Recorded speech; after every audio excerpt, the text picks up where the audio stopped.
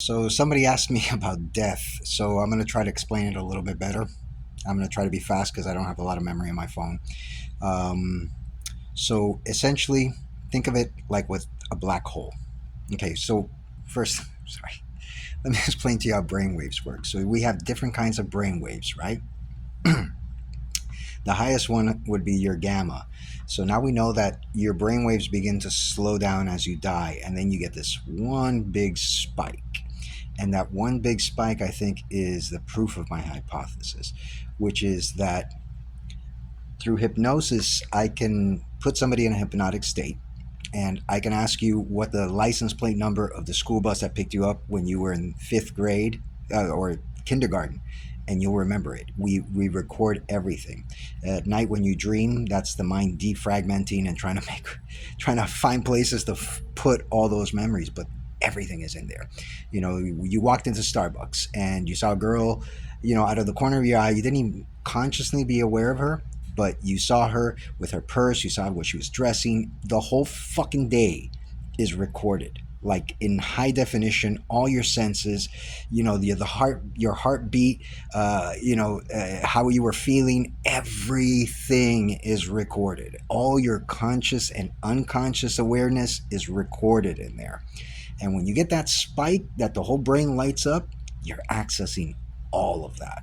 So the closest thing I can describe it so that maybe you can wrap your head around it a little bit better is like the ancient one in Doctor Strange, where she takes that last moment of her life and extends it. That is exactly what happens. You go up into that spike, you access all that information, and as you come down, you never really come down. It's like with a black hole. There's a process called time dilation, which means the closer you get to the black hole, your time slows down relative to the rest of the universe.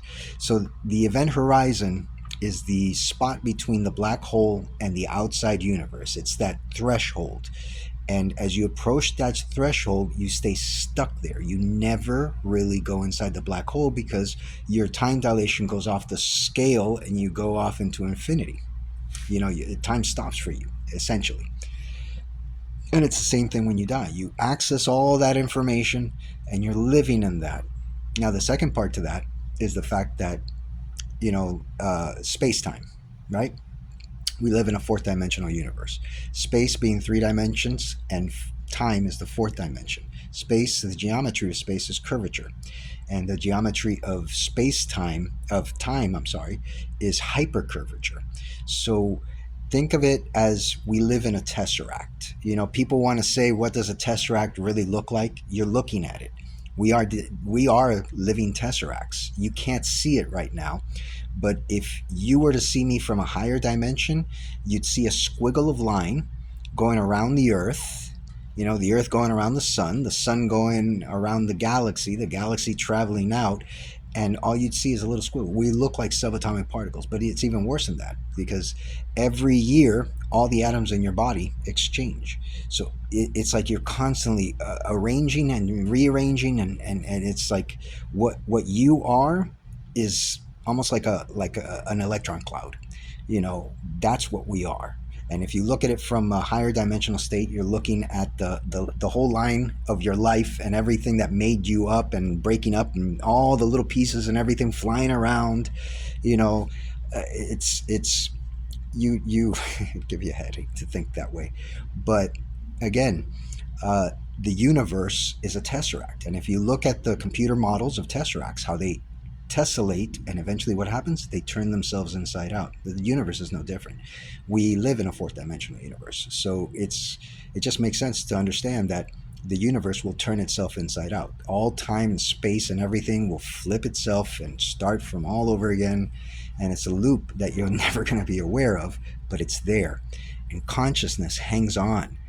And, that light at the end of the tunnel, it's being born again. You go through the freaking cycle over, and, step one is recognizing the cycle, recognizing the loop. You understand, wow, there is a loop. Step two is being consciously aware of the loop. Step three is being able to manipulate the loop. These are people that can see the future and change events and stuff like that, and change the course of the loop, their travel through the loop. And stage four would be consciousness existing outside of the loop, in other loops, So um, I hope that explains it a little bit. It's probably going to fucking confuse the shit out of everyone. Mathematically, I think that it's supported. I think that it's correct. So for people that are afraid of dying, I can tell you that I've come close twice to death, and what I see is pixelation. It's like this, like if you've ever done acid, that you look at the sky and everything looks pixelated and stuff like that. I think that what happens is you are existing closer to now. We don't exist in the present. We exist, just at least consciousness it is aware of not the present, but just before the present. It has a lag to it. And I think when you're doing acid and other kind of drugs like that, you're very close to a creation itself, to the actual present. And that's where everything looks all fucking trippy and crazy and all that shit. And I can tell you, like I said, I've come close to death twice, and both of those times what I see is pixelation. It's this, everything becomes pixelated, almost like like in the old TVs when you see the static and stuff like that. You literally see the static of the universe. So I don't know if that's also part of it, but again, you exist in that one fucking moment, and as you're coming down, your body's already buried, everybody's dead, the universe is fucking, the heat death of the universe. And then once the universe flips itself inside out, and I want you to understand that it is supported. What is there in the center of every galaxy? A supermassive black hole that is going to eventually suck everything into itself. Where do black holes lead? Black holes are tachyons. They spaghettification. When you do enter inside the black hole, anything that enters into it will break down dimensionally. So you're going to go from fourth dimensional to pure three dimensional to pure two dimensional to pure one dimensional to zero dimensions of space and time. It means that everything gets sucked back into itself, and then you get the singularity all over again, and everything starts from scratch again. And consciousness is able to exist long enough for it to re-go through it again. So again, that's my idea of death. I think that spike, the gamma spike at the end, supports it. And then the fact that, again, we are in fourth dimensional space-time, so it's a tesseract. This will flip itself around, like the Cylons used to say. Everything, all this has happened before, and all this will happen again. The question is the consciousness aware of it? Is the consciousness able to, some consciousness can see the future. Some people can see the future and change the future, which is incredible. Then the next step is just existing outside of all of this. So I hope that clears it up. Probably not. I've probably just fucking tortured all that shit. But yeah, that's always been my theory. I think that when we die, we exist in our memories and our mind. It's like a dream. The same thing as Inception, where you have every layer, you go deeper, time gets more dilated. And in the real world, 1 second has passed, and in the dream world, 10, 30, 40 years, 100 years have passed. It's the same concept.